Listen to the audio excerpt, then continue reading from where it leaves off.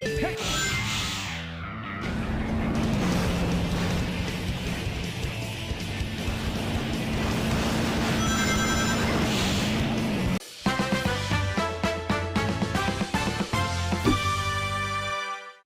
guys, what's up? So, Sonic fans are actually getting fed now. You know, all those months when Sonic fans have been saying, Sonic fans are eating good, Sonic fans are eating good, and we weren't really eating good, we were just getting scraps. But now, especially yesterday, Sonic fans are truly eating good. I can tell because Sonic fans haven't been talking crap about Sonic tubers lately, like on social media, especially on Twitter. That's how you know Sonic fans are getting fed well, because we've been just getting so many news and information on Sonic Frontiers especially, and then Sonic Origins and Sonic Prime. You know, they love us now. I can tell by the comments and everything, you know, because think of Sonic tubers like delivery men. So we're like the delivery people, we deliver you the food. So of course you guys are going to love us because we deliver you the food that Sega's making, which is Sonic. And sometimes when you guys are in a super good mood, you'll give us a super thanks, or you'll tip us, or in the super chats if we live stream. So that's one thing I like about this period of Sonic tubing, when there's just a lot of Sonic news, so there's no time to be hating on Sonic tubers unless if someone's being very negative. And honestly, there's no room to be negative on this game because Sonic Frontiers is looking quite promising. Now, however, the game critics, a lot of them have been echoing what I've been saying for several months, or years actually, that there hasn't been a good 3D Sonic game in over a decade. You know, GameSpot said that too. And one of them said, oh, I have a hot take to make, but Sonic Frontiers looks like it's going to be the best 3D Sonic game than the last 5 3D Sonic games, not including Generations. I was like, dude, that's not a hot take. That's actually a cold one. Because, like, how many previous Sonic games have we had that were 3D? Boom, Rise of Lyric, Forces, Lost World. Those were all mid and bad. And then Colors, Generations is better than Colors. So they're just echoing what I've been saying. Also, another thing, if there's one thing a lot of these game critics have said, which is the same thing I've been saying, is that they are cautiously optimistic about Sonic Frontiers. Cautious optimism. Those are the perfect words to describe Sonic Frontiers because it looks very, very interesting. I have more optimism towards this game than his previous 3D outings, but I'm still cautious about it because this is still Sonic Team we are dealing with. But anyway, we got a lot of news and leaks to cover, especially regarding the story. So before I do, be sure to smash the like button, comment, subscribe, all that good stuff. Let's see if we can get to 100k subs before the year's over. Like I said, there have been a lot of Sonic news, so there's some things I may miss and then I have to cover them the next day. I didn't realize that when Azuka was getting interviewed by GameSpot, he said something that I completely loved when I heard it again when I rewatched the video. He said that there's going to be a lot of puzzles in Sonic Frontiers, we already know that. But it's not going to be forced on you. It's not going to be forced on the player. So if you want to skip the puzzles or skip an enemy or a boss, you can simply skip it and do something else because it's a big open world or open zone. That, my friends, is a W, a big ass W.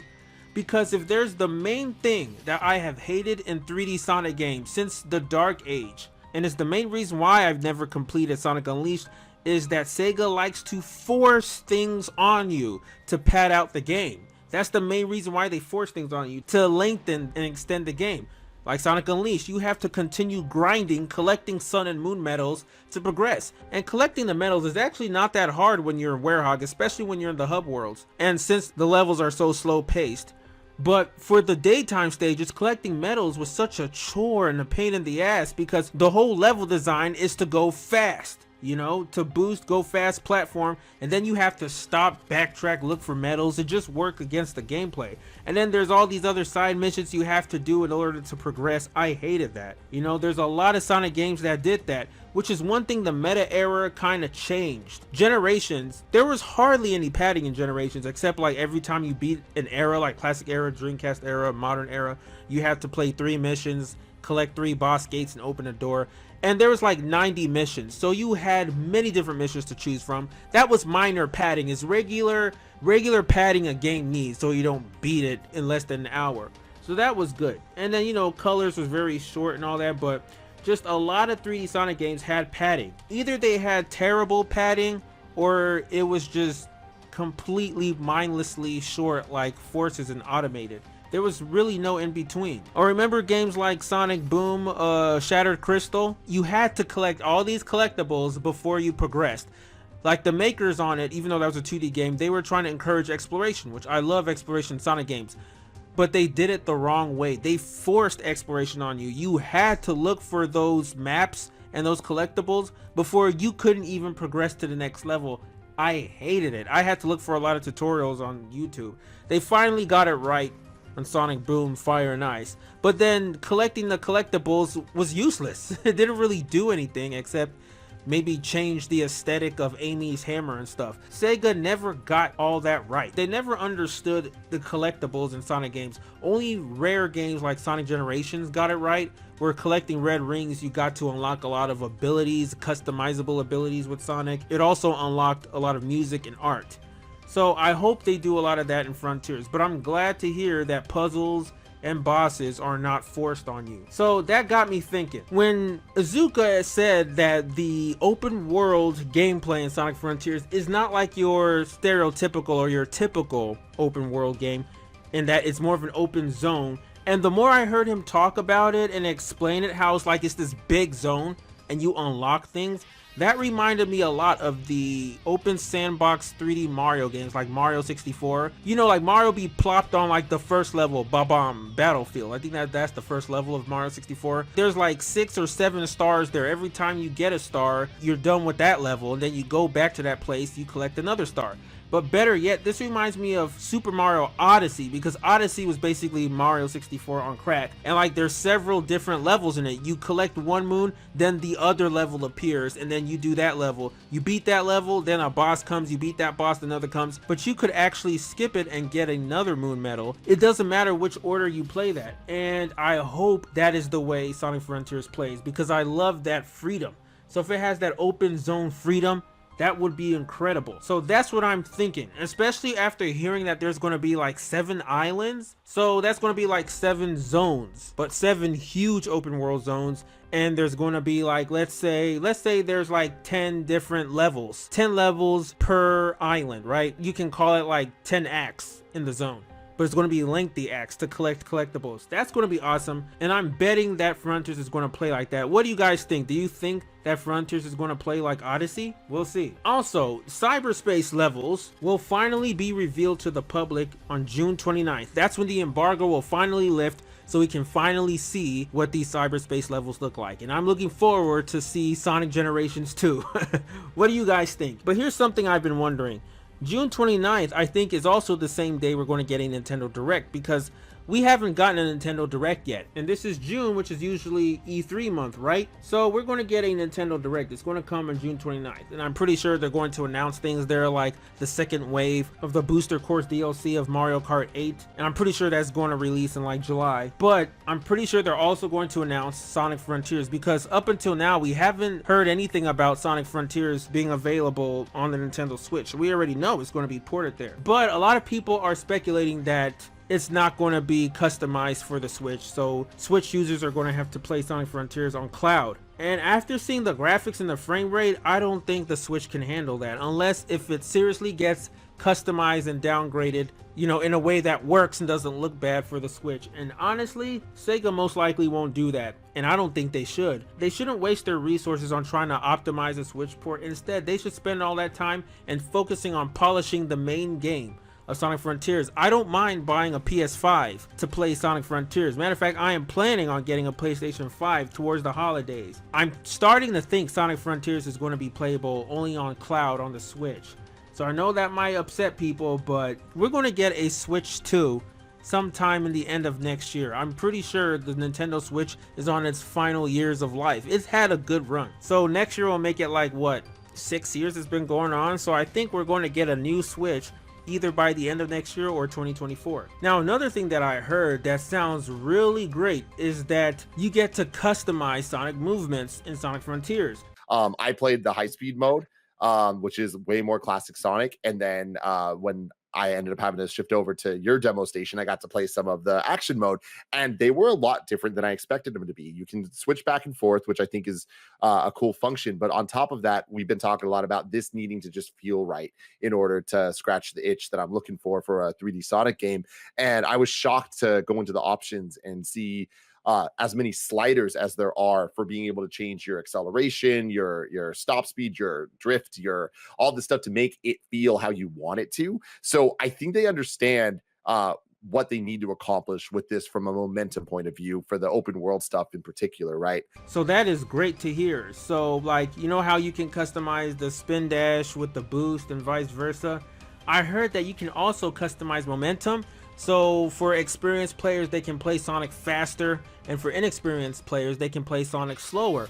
I hope you can customize momentum, because I heard someone mention that. That would be awesome, because that is the main thing that is missing from this game, proper momentum. I'm not a stickler for momentum in 3D Sonic games, but I think Frontiers is the game that you really want to have momentum, because it's such an open world with a lot of hills and slopes. Having momentum would make the game even more fun than it already looks. But one of the things that I worry is that I hope you don't start off with just a basic Sonic, like he's just super slow, he doesn't have any of his moves, and you have to grind and grind to actually have him play like Sonic, because that was the main problem of Sonic in the Secret Rings. He just, especially that was motion controlled, he just controlled so sluggishly in the beginning, and the game wasn't fun at all. Try playing Secret Rings new. It's just so bare bones and so terrible. You actually have to max out everything in order for Sonic to play like Sonic. And I've seen people play Sonic in the Secret Rings with Sonic maxed out, and it plays much more fun and much more like Sonic. And I don't think you should do that in the Sonic game. That's like playing a Mario game where he can't jump or do any of those Mario things until after you beat the game and maxed out. Then he finally plays like Mario. That's terrible, and that's why the game got a lot of terrible scores. So I hope the customizing is better and more fine-tuned in Frontiers. Another thing about the combat, which is very interesting. Sonic Frontiers combat was inspired by the Sonic movie. So let me just get straight to Kishimoto's quotes, because we actually have not heard from Kishimoto that much when it comes to Frontiers, so I'm actually interested in what he has to say. Now he says here, in previous titles, we never really put a high emphasis on combat. This time we implemented a more fleshed out combat system because we felt it was necessary to have more elements to enjoy within the open zone. Yes, I agree with that. There are plenty of action games with combat out there, but for this game we put an emphasis on making these battles feel like a true Sonic experience. The first Sonic the Hedgehog movie really caught me by surprise. We have been focusing on how Sonic is supposed to run, jump, and fight within our games, but the movie showed us an entirely new approach. They came up with a great interpretation of Sonic, which became a huge inspiration for Sonic Frontiers development. The direction we took for combat was inspired by the movie. After watching it, I came up with a vision for the game's combat. Kishimoto went on to say that Sonic Frontiers also has other references to the movie, which he personally asked his staff to put in the game. It's great to have a positive rivalry like that, said Kishimoto. Like, if the movies do one thing, we would want to counter that with our next game, and vice versa. It's a case of art imitating game, and then game imitating right back. So, Kishimoto hasn't seen Sonic Movie 2 because it doesn't release in Japan until like August, but that's really interesting how Sonic Movie is influencing Sonic Frontiers combat. It's crazy because when I look at Sonic combat in Frontiers, it reminds me of Smash Bros. Sonic's been doing combat in games since like Sonic Boom Rise of Lyric, even before that if you want to get technical, like Sonic the Fighters. So it's crazy to me that he got combat from Sonic Movie. It's like, really? If you don't believe that we're in the multimedia era and the movies are running the games as the main thing, then believe it now. Movies are the main attraction, games are secondary now. So that's just crazy to me. Now let's talk about the story. I know I've lightly touched on it before, but now, as the embargo has been gradually lifting from this game after Summer Games Fest, people are now being able to give more details on the story, and the story just sounds very, very intriguing. As what Azuka said, he doesn't want to spoil everything because the story in this game will be more of a mystery instead of a straightforward linear story like, oh, Dr. Eggman did something bad, we gotta go stop him type of story. And one of the interesting things Azuka said is we have employed Ian Flynn, who is a comic book writer, to write a lot of the dialogue for this game. Flynn is great at that Sonic voice, and he's done a great job at writing dialogue that still feels very much like a cynical or snarky comment Sonic would say. I know exactly what he means by that because Flynn is able to inject Sonic humor without it feeling meta and just corny like Pontac and Graf does. So I can't wait to see that IDW and even Archie comic book Sonic brought to life in the video games. It's just so mind-boggling that it's taken this long for Flynn to write for the Sonic games. Like, it's crazy. I'm talking about the main Sonic games. It's how long have Sonic comics been going on? Since the 90s, early 90s? And the fact that we're finally getting that at Frontiers, like, this story better deliver. It better carry. So yeah, another thing is Tails Tube. Now, I think we're on number 2 or number 3 of that whole little Tails Tube series on the Sonic YouTube channel. And they showed a screenshot from Sonic Generations. I almost forgot this screenshot is from the game. I was thinking it was something new, but I think I remember that. That's like in the very beginning when Amy's trying to embrace Sonic and Sonic is avoiding her. So one person was like, yo, do you think they're going to put this clip or this scene in Sonic Frontiers as Sonic is trying to regain his memories? I truly believe that's what we're going to see. And I also have a story plot leak here that someone has uncovered. So it says we may finally know the plot of the game thanks to this leak from last year in December. Now, this sounds very much like what we've seen in the demos. Eggman discovers a mysterious ancient technology. He decides to install his AI program called Sage to hack this technology and take it over for his own evil ambitions. Eggman, however, underestimates just how much there is to this technology and something goes horribly wrong. Whatever happened, it resulted in him losing his memories and is something that our heroes are about to forced to confront themselves. Meanwhile, Sonic, Tails, and Amy are doing something important, I assume. Something also important happens and they end up flying through a wormhole. Sonic is separated from Tails and Amy, and all three lose their memories. Okay, so Tails loses his memories too. Amy ends up in a cocoon-like prison cell. Wow. Sonic wakes up all alone on one of the Starfall Islands. Although his memories are gone, he still remembers Tails and Amy. He doesn't know why, but they're important and he needs to find them. Suddenly, he hears Sage talking to him through a flying drone. The voice tells Sonic that he needs to save his friends by exploring the world and collecting the Chaos Emeralds. He'll also need to find items called memory tokens that will allow him to restore the memories of him and his missing friends. Little do all of them know there's another evil force at work that doesn't plan to make things any easier for them. So this sounds very much like the game, you know? And like how Amy is stuck in a cocoon-like prison. I don't think she's going to be a ghost, but she's definitely going to be trapped and Sonic has to rescue her. And like how in the game Sonic collects those hearts that will help bring back Amy's memories. I wonder what he has to collect for Tails. Will that be like gears and cogs, since Tails is a mechanic and stuff? And now we got more information. Someone from Brazil who played the demo. So this person does not have an NDA and is completely describing the demo he played. Now this is in Portuguese and it's translated in English. It says, the demo starts with Sonic disoriented, listening to instructions from a mysterious voice on how he should explore that world and that he must follow her instructions if he wants to rescue his friends. Sonic specifically mentions Tails and Amy. After that, you are free to explore the world however you want. The green scenery we've seen in the video so far is just the first of 7 Starfall Islands. So there's 7 islands, there's 7 zones, 7 Chaos Emeralds. That makes a lot of sense. The first tutorial takes place right after you see the first enemy that apparently doesn't take long and isn't that far from where you wake up. Psyloop is the first new command you learned and the one you will use the most. I think the spin cycle. You can use them not only in combats and puzzles, but even to find rings in the grass. That's cool. Kind of reminds me like Mario Odyssey, where you use Cappy to find hidden coins and stuff. He describes Psyloop as fun and friendly to handle. There's a good variety of enemies and the combat is strangely complex. At each loading screen of the game, you are launched to a training screen where you can practice the mechanics of the game. It describes as a white scenario with the Sonic in the middle with an obstacle or enemy. Okay, that kind of reminds me of Smash. He says the game has RPG elements and describes the skill tree, talking about some skills like Sonic Boom, Loop Kick, Home Shot, and Spin Slash. Most of the skills you unlock as skill points, but there are some that you only unlock as progress in history. Like things you have to learn, like the Psyloop. The game has a very Breath of the Wild feeling, of course. It gives great freedom to the player. Right at the beginning, the game is not linear and doesn't say specifically what you have to do. It just says you have to save your friends. He even describes that when the sign appears with the quest Save Your Friends, he remembered the moment in Breath of the Wild when the quest Defeat Ganon appears. He says that although the videos have given the feeling of the game world being empty, it is very complete and complex. with several things to do every time, and that one should not judge by what we saw in the video so far. Of course, those were just the early builds. He said that with every puzzle you complete, you free up more of the map. That's why I gotta do all them puzzles. The game has a lot of collectibles and side objectives. Chaos, he called them cocos or cocoons for some reason, I don't know if that's their in-game name, are lost. You can find and rescue them by taking them to an elder. Doing this, you gain additional levels of speed and extended ring collection. So there are Chaos in this game, confirmed. Are the Chaos the same looking as they are in like regular Sonic canon, or are they like those rock or those Korok creatures?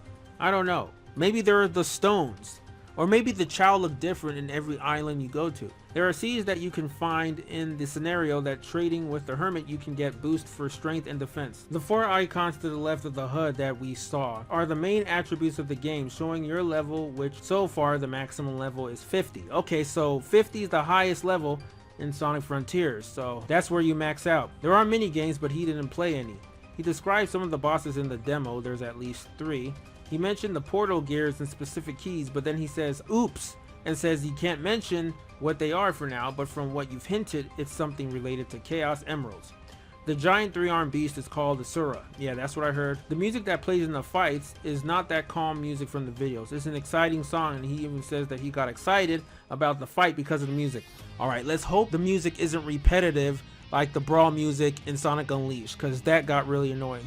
There are memory tokens that you collect, and Sonic will remember the existence of his friends little by little to rescue them. Kind of remembers Breath of the Wild memories. Amy is trapped in a cocoon. He tells that the demo ended well when Sonic was going to rescue Amy, but a mysterious figure appears preventing him. He says that he seemed to be the villain of the game and that he looked like a human child. Alright, this is a lot of info to unpack. So Amy is trapped in a cocoon, that is for sure. And then the villain is like a human child, because we all know that Dr. Eggman isn't the main villain in this game anymore. He says that the game is very enjoyable to play and that it is the most ambitious Sonic game he has seen so far. He loves playing the demo and everything he did during the gameplay was very satisfying, but that the technical aspect leaves a little to be desired. He says that there are a lot of pop-ins, some textures are low resolution, and that it definitely doesn't look like a PS5 or Xbox Series X game. He also mentioned that he had some problems with the game's camera, and he said there was a moment he got stuck inside an enemy. Okay, so if this game does not look like a PS5 or Xbox Series X game, then that means it can run on a Nintendo Switch. But who knows? That's all I could get from this video, sorry for my English. Honestly, it made me so much more excited about the game, and I can't wait to play it. I hope Sega will release a demo of it soon. I'm pretty sure they will. They have to get feedback from us. Especially that they don't plan on delaying this. Alright guys, what do you think about all of this? Let me know down in the comments below. Another lengthy video. It's like every day we just keep getting new information. So are you excited about the story and the demo and the possibility of this game playing like Mario Odyssey, an open zone where you have the freedom to do anything and play it however way you want to? And how do you feel about Kishimoto being inspired by Sonic movie when making Sonic Frontiers? Let me know. Stay tuned for Sonic Rebound Ep 6 preview coming soon. But that's all I have for now, so take care. And until next time, I'm out.